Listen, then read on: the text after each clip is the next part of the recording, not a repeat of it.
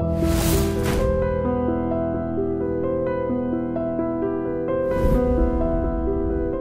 this is Ram Gopal Verma and congratulations to iDream for reaching 1 million subscribers. ఏదన్నా ఒక point of time ఉందా sir మీకు shoot చేద్దాం అనుకొని ఇక్కడికి వచ్చారు, వచ్చినప్పుడు గోదావరి ఉధృతంగా ప్రవహించడం, వర్షాలు బాగా పడటం, మీరు షూట్ చేయలేకపోవటం, అలాంటివి ఏమైనా సందర్భాలు? లేదండి. ఎలా అంటే నా జీవితంలోనే ఇంతవరకు షూట్ చేద్దామని లొకేషన్కి వెళ్తే వర్షం వచ్చి తుఫాన్ వచ్చి అప్సెట్ అవ్వడం, షెడ్యూల్ ఇది అవ్వడం ఎప్పుడు జరగలేదు. అదేట గోదావరి లేదా అసలు జరగలే. అంతే లేదు. సో మీరు అనుకుంటే అది అయిపోతుంది, గోదావరి అమ్మ మిమ్మల్ని కరుణిస్తుంది. గోదావరి ఆశీర్వాదం నాకు ఉందండి. పోతే నాకు అంతే, ఎప్పుడు నేను మా షెడ్యూల్ అప్సెట్ కాలేదు.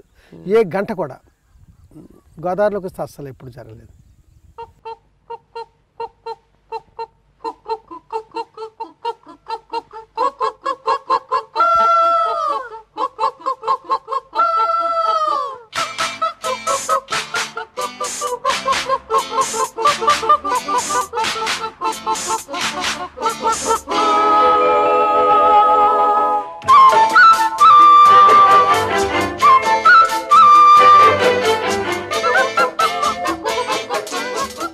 అంటే మీ డెస్టినీ చూడండి సార్, డెస్టినీ అనాలో ఏమనాలో తెలియదు కానీ మీ పుస్తకాలు, మీరు రాసే రచనలు అలాగే ఉన్నాయి, మీరు తీసే సినిమాలు అలాగే ఉన్నాయి.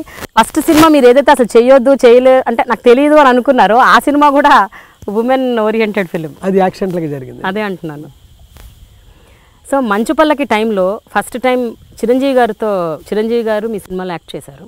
అప్పటికే ఆయన he's not that big star, ఇంకా అప్పటికే ఇంకా ఖైదీ అప్పటికి రిలీజ్ కాలేదు. సో ఎదుగుతున్న టైం అది. చిరంజీవి అప్పటికే ఆయన బిజీగా ఉన్నారు.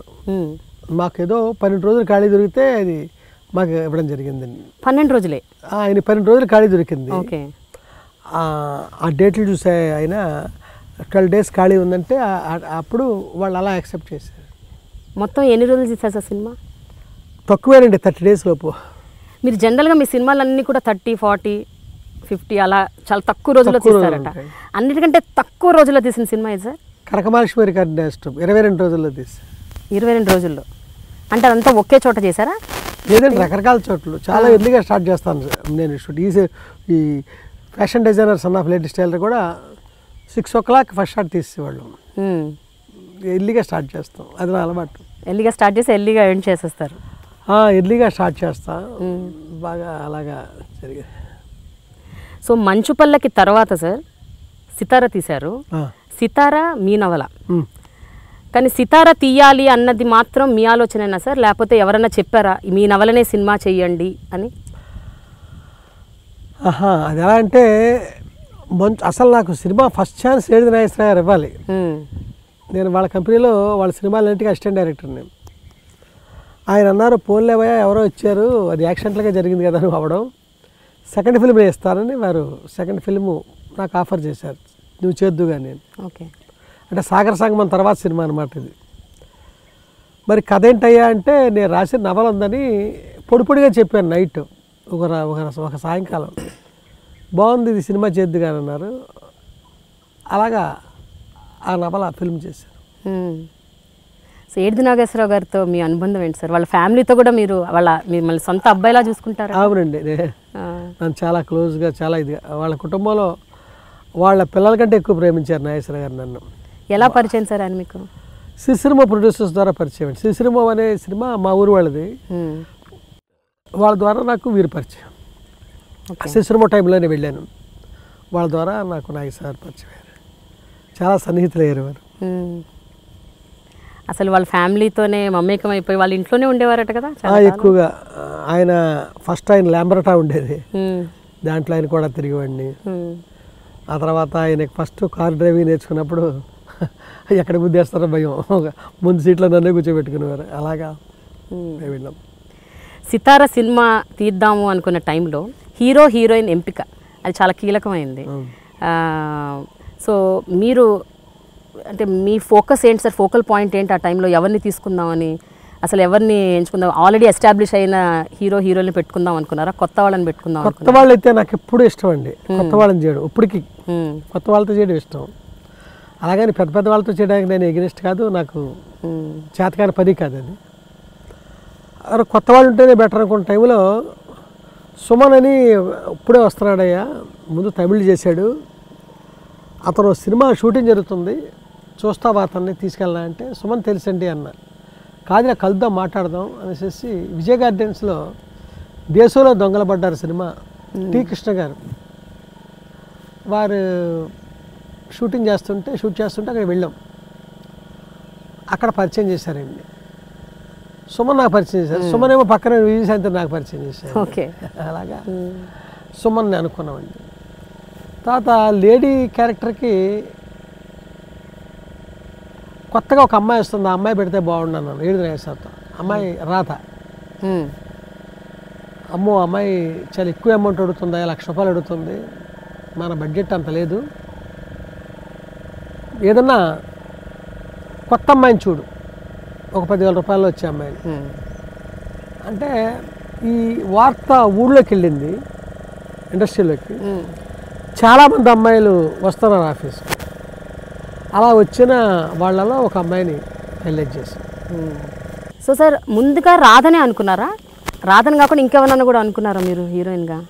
లేదండి, నాకు ఈ కథ అనుకున్నాక రాధ బాగుంటుంది అనుకున్నాను. ఎందుకంటే ఆ రంగు అది నవల్లో నేను వర్ణించిన విధానం అదే కదా, రాధ బాగుంటుంది అనుకున్నాను.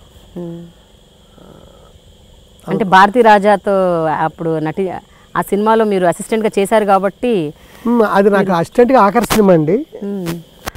ఆ అమ్మాయిని ఆ యంగ్ అప్పుడే వచ్చింది ఫీల్డ్కి, ఆ గమనించడంతో ఈ అమ్మాయి బాగుంటుంది అనుకున్నాను. ఆ సీతాకోకచిలక సినిమా షూటింగ్ జరుగుతూ ఉండగా నాకు ఈ సితార కథ నేను ఎప్పుడో అనుకుని దాచుకున్నది కదా, ఎక్కువసార్లు గుర్తొచ్చింది. ఎందుకు గుర్తొచ్చింది అంటే ఆ డైరెక్టర్ గారికి చెబుదామని కూడా అనుకున్నాను ఈ కథ, నేను చెప్పడం కుదరలేదు. ఆ తర్వాత నేనే అది నవలగా రాసి సినిమా తీసే అవకాశం వచ్చినప్పుడు రాధ బాగుంటుందని ఎక్కువసార్లు అనుకోవడం జరిగింది. ఓకే సార్, భానుప్రియ గారిని మీరు ఎలా సెలెక్ట్ చేశారు? అదే ఆఫీస్కి వచ్చిన వాళ్ళలో తను ఉందండి. ఓకే, తన్ని ఇలా ఫోటో సెషన్ ఫోటో షూట్ చేసాం. చేస్తే మెల్లకన్ను ఉంది అమ్మాయికి అని అనిపించింది. విశ్వనాథ్ గారు మా గురువు గారు ఆ స్టిల్స్ చూసి మెల్లుంటే అదృష్టం కదయా అన్నారు. ఆ విధంగా ఆయన ఏమంటే అది ఆ 7 నాగేశ్వరరావు ఇంట్లో వేదం, వారే బాగుందన్నారు, ఇంకేముంది అందుకని. అంతకుముందే బాగుందంటే వీళ్ళు మెల్ల ఉంది అది ఉందని పెద్దగా వెళ్ళలేదు, వారు కూడా బాగుందనేసరికి సరే కానివ్వమన్నారు. కానీ సినిమాకి ఎలా సూట్ అవుతుంది సార్? అంటే ఏమైనా కళ్ళల్లో డిఫెక్ట్ ఉంటాయి, మెల్లకన్ను ఉన్నా లేకపోతే ఇంకేదైనా డిఫెక్ట్, ఒక గ్లామర్ ఫీల్డ్లో అట్స్ నాట్ పాసిబుల్ కదా సార్, అది ఎలా సెలెక్ట్ చేశారు మీరు?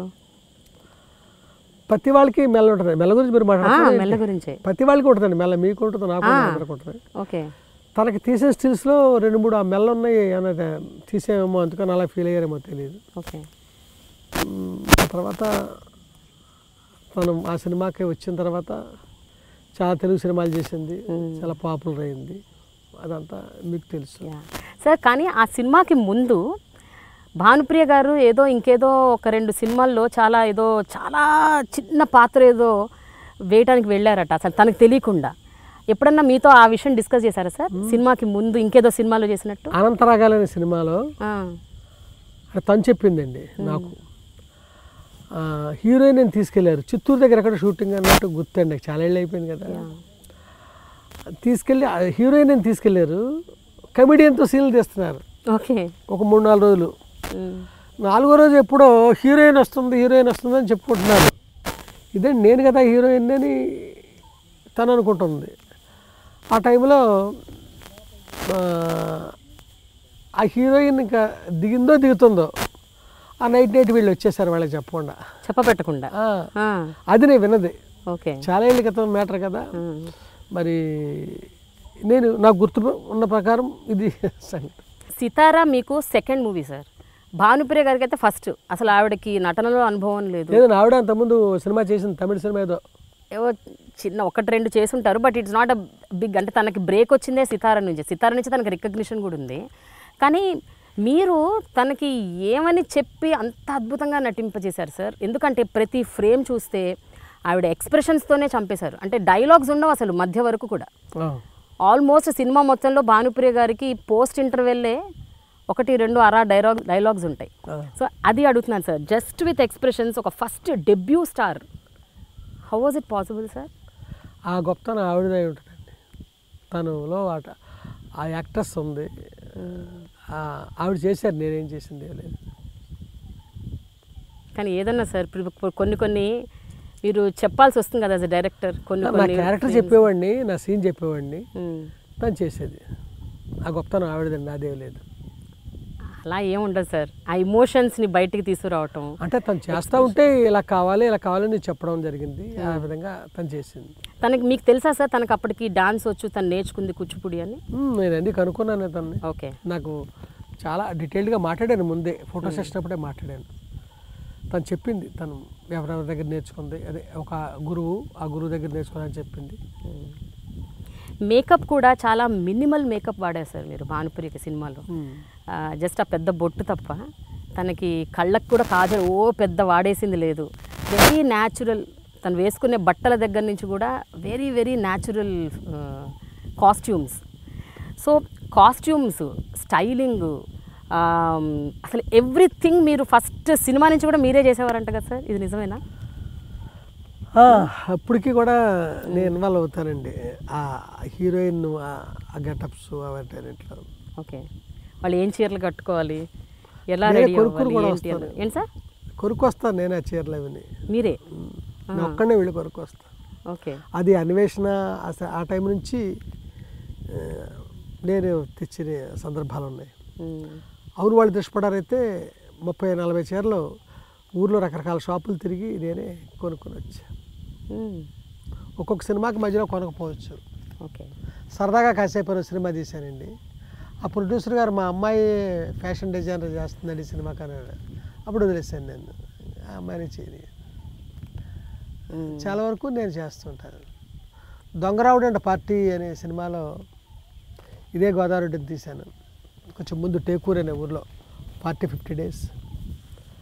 లైక్ వేసిన చీరలు అసలు నేను మర్చిపోలేను, అంత బాగుంటాయి. నేనే చేస్తుంటానండి costumes. Please subscribe to iDream. Please subscribe for more videos.